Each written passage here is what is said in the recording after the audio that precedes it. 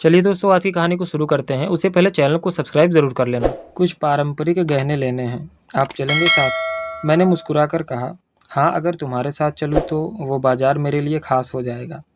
हम दोनों बाज़ार घूमने निकल गए, तस्वीरें खिंचवाई और होटल लौटते वक्त उसकी उंगलियां मेरे हथेली में उलझ रही थी। कमरे में वापस आकर कुछ देर तक हम खामोश रहे।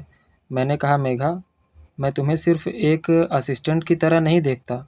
उसने धीमे से कहा, और मैं भी आपको सिर्फ बॉस नहीं समझती। फिर नज़रों ने जो काम किया वो लफ्ज़ कभी नहीं कर सकते थे।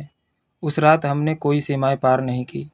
मतलब समझ रहे हो दोस्तों, उस रात कुछ नहीं हुआ था, मगर एहसासों की हदें ज़रूर लांघी। अब इसका मतलब क्या हुआ भाई? मैंने उसके चेहरे को अपने हथेली में थाम लिया। तुम बहुत खूबसूरत हो और ख़ास हो। उसने मेरी ओर झुककर अपनी नाक मेरी गर्दन अपनी नाक मेरी गर्दन से छू दी।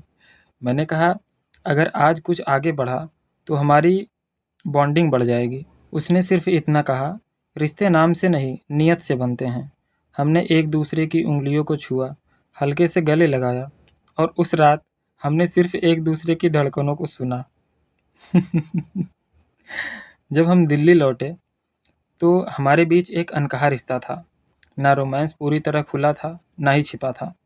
कंपनी के लोगों को पता नहीं चला, लेकिन हमारी बॉन्डिंग अब ज़्यादा गहरी हो चुकी थी। अब लंच में वो मेरे प्लेट में रोटी रख देती, मीटिंग के बाद टेबल पर ग्रीन टी रखती। एक दिन मैंने उससे पूछा, अगर मैं तुम्हारे करीब आना चाहूँ, रिश्ता निभाने के लिए, ना कि तोड़ने के लिए, तो? उसने मेरी आंखों में देखा। तो मैं करीब आने दूंगी, मगर एक शर्त पर। मैंने कहा, क्या? उसने कहा कि आप सिर्फ मेरा स्पर्श नहीं करोगे, मेरी आत्मा को भी समझोगे। हमने एक दूसरे को समय दिया। वो अब भी मेरे ऑफिस में काम करती थी, लेकिन अब हमारे बीच समझदारी थी। फिर एक दिन बारिश हो रही थी, ऑफिस खाली हो गया था। वो मेरी टेबल पर आई और धीरे से पूछा, आप भीगना पसंद करते हैं? मैंने मुस्कुराकर कहा, अगर तुम साथ हो तो हर बारिश सुहानी है। वो मेरी उंगलियां थामे मुझे ऑफिस की बालकनी में ले आई।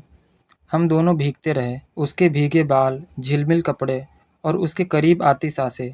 उस रात उसने मेरे कंधे पर सिर रखा और बस इतना कहा, मैं तैयार हूँ आपके साथ रहने और हर मौसम में भीगने के लिए। अंत नहीं, शुरुआत थी ये एक। आज 3 साल हो गए हैं। मेघा अब भी मेरी ज़िंदगी की पार्टनर है, ऑफिस की नहीं, दिल की। हमने एक दूसरे को यूं पाया जैसे अधूरी कविताएं अपने शेर ढूंढ लेती हैं। तुम्हारी ख्वाहिश अब सिर्फ परछाइयाँ नहीं, रोशनी बन चुकी हैं। वाह वाह, क्या डायलॉग है! मज़ा आ गया कहानी सुन के। अगर वीडियो पसंद आई हो तो इस वीडियो को लाइक करके चैनल को सब्सक्राइब ज़रूर कर देना।